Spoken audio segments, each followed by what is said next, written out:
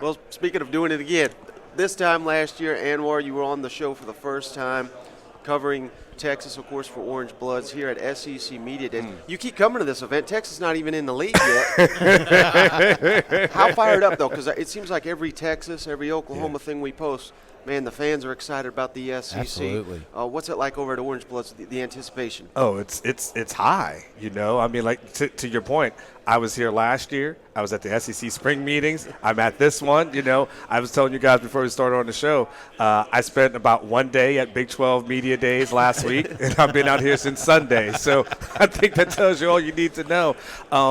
There's an anticipation level, from the fan base, and everyone understands like they still got one more year in the Big 12 and all that entails, but it's hard not to look forward. And so the coaches, their responsibility is to focus in on this season. But as reporters, as people who are fans, we don't have to do any of that stuff. We can look at the Big 12, we go to the SEC, like all those kind of things. So for me, it was important to make sure, to give everyone kind of a behind-the-scenes look about things that are being said and talked about as relates to Texas. As next year this thing will happen. You guys will be in Dallas, so you'll be in my neck of the woods next year for SEC Media Days. And so it's been a good experience, a fun experience. Even UT's SID, a couple of that people from their department were out here kind of scouting it out and seeing what to expect and kind of getting the lay of the land. Right. So that's kind of been what's happening, kind of this entire offseason as anticipation builds. I don't think I'll ever get used to someone saying UT and it not be Tennessee. Oh, my gosh. It's going to be hard. Yeah. It's going to be hard because, you just heard, Coach Heupel was, asked about that. He said there's only one UT. There's only one UT. Well, he's going to learn. When he turns on the SEC network, then they say, up next, UT, Coach Sark, and what they're doing down there in Austin. He's going to be like, what in the hell just happened? Yeah. So, obviously, we want to talk a lot of Texas with you, but I'm curious, what have you learned about SEC while you're here? Maybe it could be coach, could be player, could be anything in general. What's maybe the main takeaway you're picking up from all this SEC knowledge you're soaking in? Well, there's a couple of different things. I think, when, it's funny from the outside when you hear people talk about SEC, it just means more. It sounds cliche, right? And then when you get here, you realize, oh, it does mean more, right? It's kind of like, I've viewed it, I think I've said this before, it's kind of like coming to the SEC, these meetings, it's almost like going into like the VIP of a club. Yeah. And all of a sudden, you've been on the outside before. And it's been kind of cool. You're just sitting at the bar, and then you come into the VIP lounge, like, wow, we get bottle service here. This person comes out with sparklers, and it's like, and you just like, it's a different difference. It's so much more professional. Everything that's done, like even down to the little things. Like I'll give you a good example. So I was at Big 12 Media Days a couple of weeks ago, and then they had like kind of the breakout sessions. So they would have a coach was sitting here, and then have a player right next to him, and so they would have like a coach with a speaker that was going, and a player who was supposed to be sitting right next to them going at the same time. So you couldn't hear. Right. It was like chaos that was going on at one time. And, and here you can just see, okay, coach is on the stage and like how professionally it's done. And, the players in different spots, like the breakout there, you can see that, how they treat the media. I think yesterday something happened I've never seen done. I saw four coaches go to the stage and thank the media for covering them. Yeah. When does that happen? Like, well, you never, I don't live in a world where people thank the media for doing anything. And yet you saw an appreciation, you saw kind of a working relationship between the SEC and how the media is. I learned that there's a high level of respect for the University of Texas. I don't think anyone looks at them and says, oh, my gosh, this is the savior of the league. But I think they feel that there's a respect level that, Texas is going to bring some brand recognition, some name brand stuff, and hopefully a good quality of football, that's to come. But people respect Coach Sarkisian. Lane Kiffin talked about him and their relationship that they have. Clearly, Nick Saban has a long relationship with him as well. So there's a respect level there. So I feel like overall, what I've learned from the SEC is that I feel like they're welcoming. Of Texas. I feel like the welcome of the media members, the welcoming of having, kind of, I guess I say, moving into this new direction, of this kind of big, bad super conference that's going to happen, and it's going to be basically the SEC, and it's just going to be everybody else. Yeah. Well, let me ask you, we're talking about most anticipated games coming up this season. Mm-hmm. One of the ones at the top of the list has got to be Texas and Alabama. Yeah. We got a hell of a game last year, and honestly, you felt like you guys missed an opportunity there. what's kind of the fan interact, because we're new to Longhorn Nation here. So what is kind of the anticipation on their side coming into this game? I think there is anticipation that from the Texas fans that it's kind of, first I'll start with, let's say it like this, it's unfinished business. Yeah. It's kind of like that Alabama-Texas game is almost like Rocky 1. Right? Where all of a sudden, it's like Apollo Creed, he won, but Rocky, and the fans felt like, man, Rocky could have won that fight, and then you have to have the rematch. And that's what I feel like there too is like Rocky 2 is like, it's the rematch. And it's like Apollo Creed, he can't feel like, man, I can't feel really good. And Bama can't feel really good because they got to say to themselves, well, Quinn Ewers got hurt, Hudson Card, the backup, he got hurt, right? And so all of a sudden, they tell yourself, they got the victory. But Texas fans were saying, man, but you know what? We feel like we could have really won that thing. And so, I think going in there, as Sarkisian has kind of been building this program, one of the things, and I think I've said this on the show, but it's worth repeating, that one of the things that Sark has really learned, he learned it from that Arkansas game a couple of years ago when they got their butts kicked. Yeah. He understood that they weren't ready to compete in the SEC. Like, they just didn't have a team that would be able to compete week in and week out. And the biggest thing that they noticed was that in the trenches, they didn't have the guys. Yeah. They didn't have the guys on the offensive line. They didn't have the guys on the defensive line. And remember that Arkansas game, that defensive line was just battering. They were rushing three and getting to the quarterback at will. And so they were able to kind of strengthen the offensive line. They had a great, probably would have viewed as one of the great offensive line recruiting classes in school history just a couple of years ago.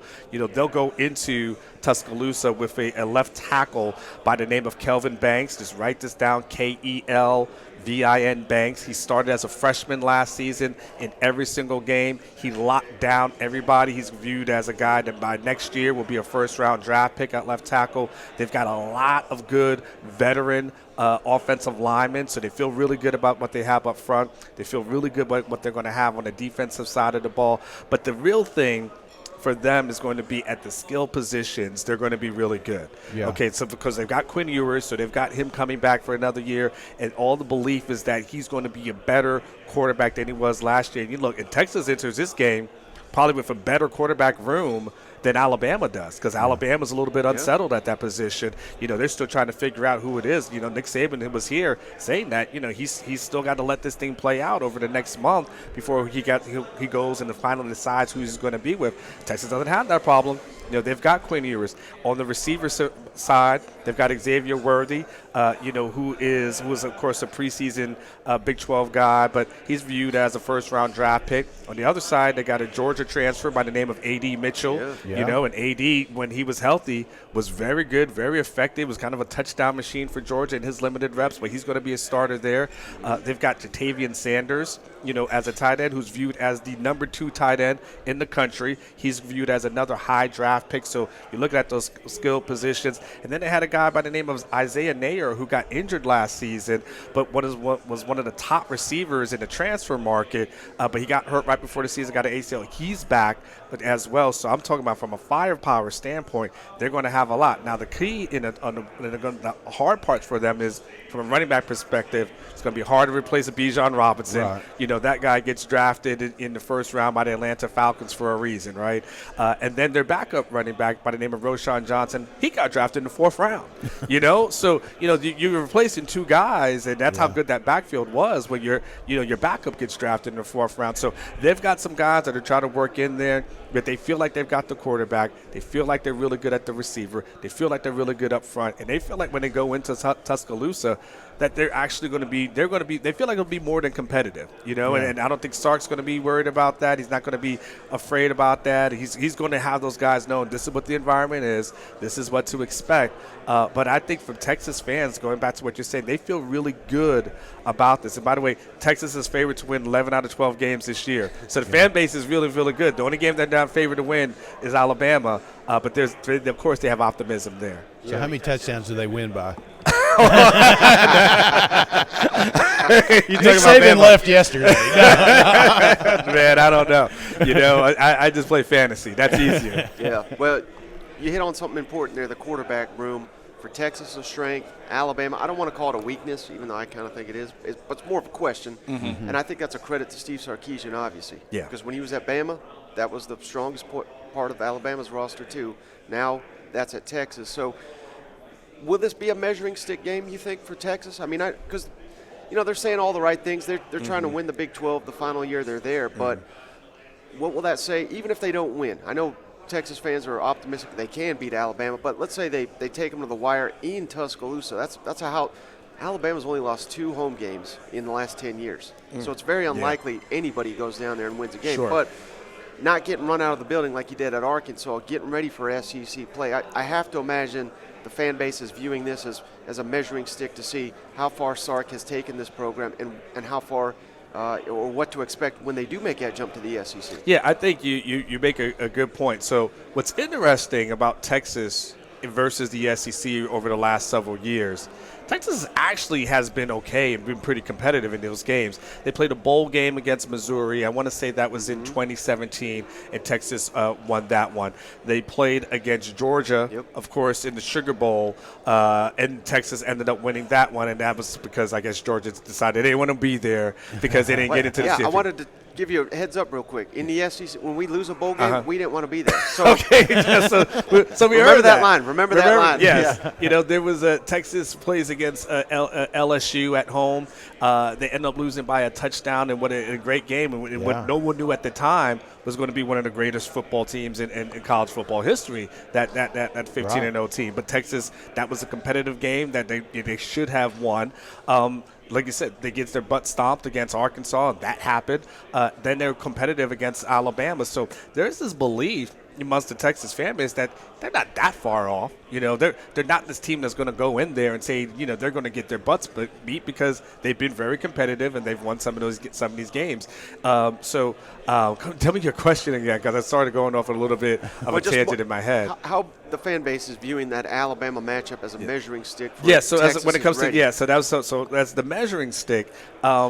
I think it'll be a little bit of a measuring stick for sure, and it's going to be a big game. Everyone's going to be, watching it, and so sure, I think going into the day, they understand what that looks like. I think the disappointment will be if they get run out the building. If there's this buildup of all this and they just get run out the building, then all of a sudden Texas fans are going to say to themselves, okay, I don't know what the heck happened. That's a Santa Claus isn't real thing. But if they're competitive for 4 quarters and, if by some chance they lose at that, by 3 points or 7 points or something like that, I think Texas fans will be say to themselves, okay, they're okay. Now, no Texas fan wants me to talk about them losing the game because optimistically they all feel like they're going to win. But realistically, I think they'll take that as a small quote-unquote victory. But I am telling you, the Texas fan base feels like they have a shot. Like they go into that thing knowing it's going to be tough. But if a couple of things go their way, they feel like it can happen.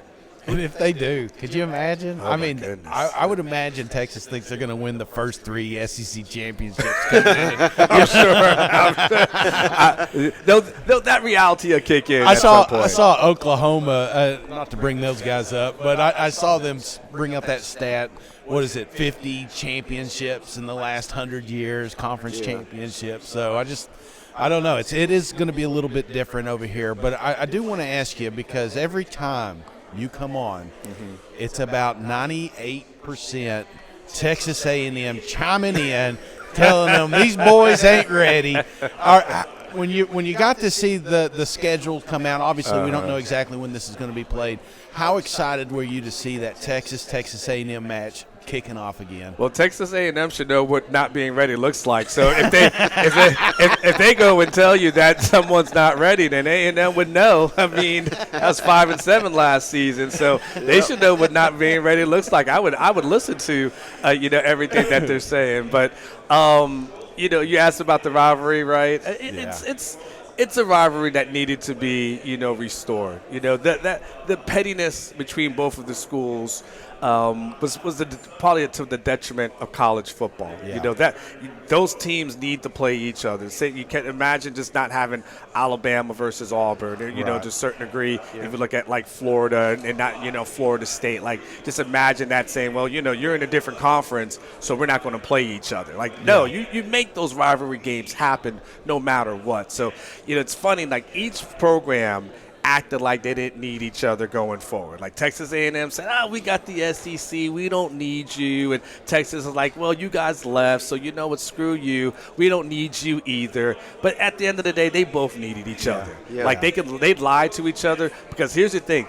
Now that it's official, and especially when Texas started going to SEC, now the trash talk between them has heated up. Now everyone, I got A&M fans all in my mentions, and I know they'll be back today. They got mad at me for tweeting out something about their guys wearing sunglasses, indoors, and that, it was barrage. So that it's a rivalry that needs to happen. It's cool that it happened. Obviously, back let them go to Texas A&M, because God forbid if the first game had been in Austin, they would have cried and complained about that. Right, the same way they cried to complain because they didn't want Texas to come to the SEC. So they can say, they're going to say everything, but this is rivalry football, and this is what it's about. That's that heated thing that goes back and forth. And Texas, of course, has Oklahoma, as a rival, and that's a big one, for them, and that's a historic one as well. But as you know, the in-state rivalry games, there's nothing like them. I'm glad he went there, because that's exactly what I wanted to ask you. I have to assume Oklahoma is the chief rival, because they don't play A&M anymore, but they soon will. How quickly do you think A&M could be the biggest rival for Texas, or do you think it will just always remain Oklahoma? Well, I think it will depend on what they do. If they stay with an 8-game schedule, after 2024, and then it just rotates, then no, it's not going to be a rivalry, because I don't think they will, though, from what I'm hearing. Well, if they don't, then that'll be great, right? Yeah. Because if they go to the 9, that's what you're hearing 9 games. If they go to the 9, then all of a sudden, that it's going to be close. It's going to be close, because when I talk to different people in the fan base, there's more A&M fans that you'll see inside the state of Texas than you will necessarily see Oklahoma fans. So, I can see Aggie stuff all throughout in different neighborhoods and things to that effect. So I think the both of them will be big, but if this game is starting to be played on Thanksgiving Day, kind of like it used to be back in the day, the thing is, like, Texas A&M. I mean, Texas fans have been talking about that Justin Tucker victory for years. Like more so than anything else. And so that's going to be interesting. And the other thing that's going to make this rivalry really interesting is that the couple of things from a recruiting battle staying like over the last few years. If you lost a battle and a kid went to Texas, well, if you were at Texas A&M, it never really mattered because you didn't play against them. Yeah. And vice versa. If you lost a kid to A&M, it didn't matter because you didn't play against them. Now, all of a sudden, it's going to matter because you're going to be able to see that kid. So that hurts you. That helps and hurts as far as recruiting is concerned. But then it puts the pressure. And I feel like the pressure ends up, especially from a recruiting standpoint and a rivalry standpoint, the pressure gets on a guy like Jimbo Fisher. Because God forbid Texas comes in this conference next season and has more success than Texas A&M. Absolutely. Like that, all of a sudden, that rivalry thing heats up a lot, because you can't have that. You can't have Sark come in and they win 10 games and A&M's at 7 or 8 or whatever that case may be. So it's going to ratchet up pretty quickly. Yeah. All right, last thing for you, Anwar. I really appreciate your time. Of course. So much buzz about Arch Manning, and I realize in Austin if he's the starting quarterback, we had someone else on. They said, well, disaster has struck if he's so I'm not asking that, but a lot of people we hear from, they say, well, if his name was Arch Smith, he wouldn't have been the number 1 overall pick or prospect. Yeah, sure. So what's the early read on him? I know it's early, but do you think, what's the buzz? Is he living up to the hype, so to speak, at least early on, and can he be the future of the program? Can he be the future of the program? Potentially, yes. Yeah. I guess that was kind of a double answer, right? But he's not there yet. Okay, so he's a third-string guy under, Malik Murphy, Malik Murphy had a really good spring. And Arch, he entered in with a lot of high expectations. Not to say that he won't be there, but right now he's still a guy who's learning, a guy that, played at a smaller school in Louisiana, who's playing on major college football, and is going to have to learn. And while he may have the last name and he has the pedigree and all those kind of things, and he has all the resources, the best resources in the world to improve, I think you look at that and you say to yourself, yeah, he can do that. But right now, if something happens right now, Malik Murphy, he comes in and he's the backup quarterback for now. Arch, basically, what he has to do is kind of learn and grow and improve and be ready to battle for the position in 2024. The plan is for Quinn Ewers to have a good season. That's what everyone hopes for. When I say everyone, I mean the staff. Right. And then he goes pro. Yeah. And then those two kind of battle it out next year. But the things that I hear is that no one's willing to say that this is Arch's job in 2024. It's just a matter of time. They tell me he's going to have to earn it because they're really high on Malik Murphy. And by the way, do yourself a favor and just research. I don't know if you guys saw that viral picture of their quarterback room, but just go ahead and look up Malik Murphy. He's got 2 A's in his first name, and look at his physique and look how he's like 6'7". He looks to be about 240ish or something like that. They did a picture of all the quarterbacks together at this spring, just about sometime in June. I mean, he looks like he's trying out for a Fast and Furious movie. Like, whatever you think Jalen Monroe looks like, he's the guy that picks up Jalen and throws him off the balcony, right? So, but he's also a good quarterback, and he came with a high pedigree, highly recruited out of California. You know, Steve Sarkisian is a California-ish kind of guy, so, you know, he's able to pluck that guy out there. So there'll be a battle that'll happen in 2024. So for me, lower the expectations on Arch and then see what he does next season. All right, before you go, Anwar, can you tell the audience where can they find you? Oh, it's real simple. It's you can find me on Twitter. It's real simple. Anwar Richardson. It's ANWAR Richardson. Go ahead and send me all your hate tweets, and of course, I work for OrangeBloods.com. But Anwar Richardson. Don't make me block you. No, I just mute them and then just let them keep talking to themselves. It's kind of fun. Yeah, no doubt. Thank you so again. much.